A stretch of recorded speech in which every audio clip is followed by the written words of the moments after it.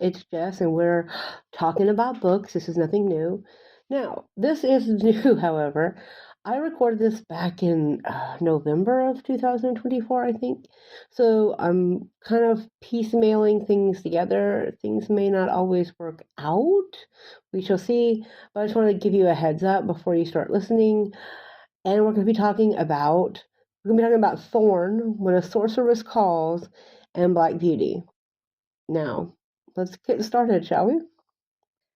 I'm going to be talking about the Goose Girl, but not like the fairy tale, more two books that actually used it in different ways that I read in September, and I thought it was a really interesting conversation. And I'm also going to be talking about Black Beauty. Okay, so we all know I'm a T. Kingfisher fan, and A Sorceress Comes to Call came out.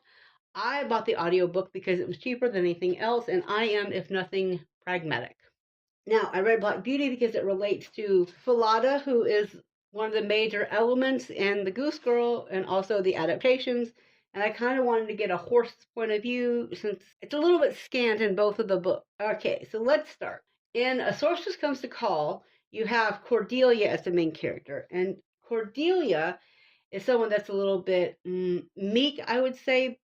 I mean, she's brave in certain points, but she's still pretty meek in her reality of what she can do. She's also, very like clever, but it's very internalized. She's not very external. She's not extroverted or anything like that. And she's also very sheltered from life because her mom has kept her away. She kind of reminds me of Rapunzel and Tangled in that way. And she's too trusting. And when you add all of that to a very abusive mom, like her mom would does some horrible things to her using magic, and she's got like this fear of magic, which is understandable, but she also has to learn magic in order to survive, which I kind of find an interesting balance. There's a lot of social class acceptance coming on in here, how when you move upwards in a social class how you're supposed to act, and she's very unsure of that. Back to the sheltered thing. And it kind of creates conflicts for her and conflicts for her mother, who again is outrageously abusive, and she just doesn't have any self autonomy in any way. And that's kind of one of the major themes of how do I get that back? What do I do? It's more of a giving yourself back to yourself story with a lot of really cool, fun magic and a lot of tricks, very like seeking fishery.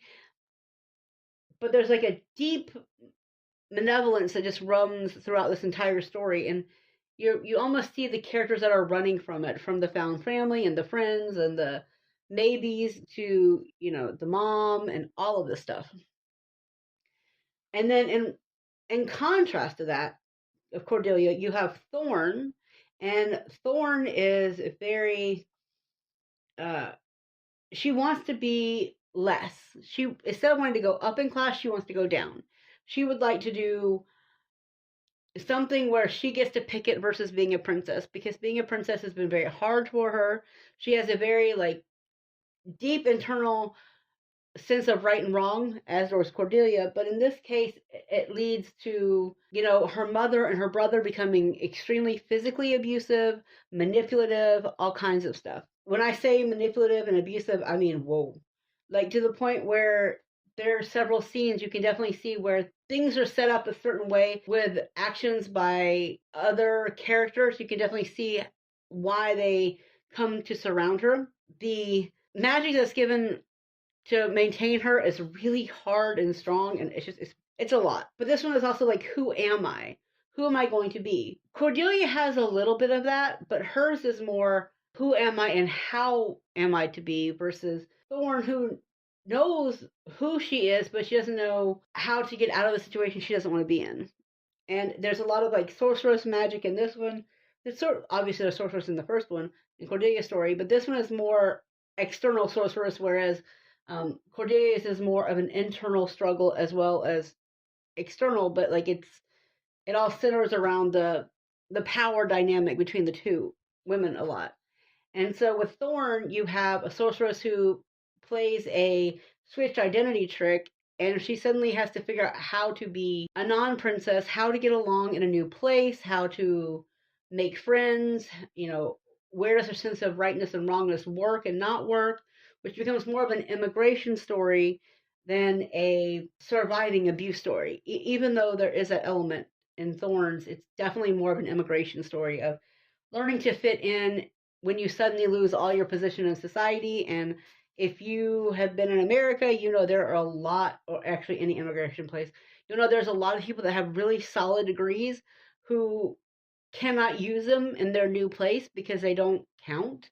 They don't work within the system that has been built. It's a very interesting look at that. And there's also like a romance, whereas Cordelia's story is less romance, more young girl growing up, whereas in this, Thorn is, I say, like a mid to older teen, but there's a romance element. And where Cordelia's story seems to be set somewhere around like maybe the 17th, 18th century, I would say that Thorn is probably like the 11th or 12th century, just depending on what you look at it as. There's a lot of Middle Eastern influence in the Thorn book, and whereas Cordelia is very European centric. And in that same way, they both share Falada, a magic horse that plays a role in the Goose Girl, but they happen in very different ways. Whereas Cordelia's relationship is antagonistic at times. Thorns is more of a buddy camaraderie. The endings are very different for the horse, for Falada. And to that end, I wanted to see more of a horse thing, so I just picked up Black Beauty because it's a short audiobook. It's a book I've read, but it's been 30 years, so it was nice to go back to it. Beauty is more of a easygoing, reflective tale, a memoir. Thorn was very action-oriented, And Cordelia's is almost, it reminded me a little bit of Clue, because you go from room to room to room, or situation to situation to situation. And Beauty has more of a peacefulness, a gentleness to it, even about the horrors that are described, because do not get me wrong, when this book was set during, which is probably like, I don't know, Victorian era, maybe Edwardian era, and you have a better understanding. Like if you read romance, you probably know a little bit about this era. Horse and buggies still being the major taxi fares, and we've also got like, trains coming and going, so there's a little bit of modernization to it, and you see both sides of the class life within Beauty. You have the gentle, well-bred, smart. By smart, I mean like easy to pick up on things. You see all this kind of stuff with Beauty, and you also see the hackneyed life, the being hired for a very small amount, going from place to place to place. I think he goes through like 6 or 7 situations at some points, and so you see how the work happens and doesn't happen. It's a very interesting book, but I think it gives more depth to what maybe Falada needed in both A Sorceress Comes to Call and Thorn, to kind of create that more feel of the magic side of Falada, because Beauty kind of contains both stories that way. I love them all. Obviously, like I gave them all 4 stars, if that gives you any idea. 4 out of 5 stars, which is like equivalent to a B if you're a US person. I don't know, like 5 out of 6, I think in Germany is what it would be. Anyway, it's a really good grade. 2 out of 6.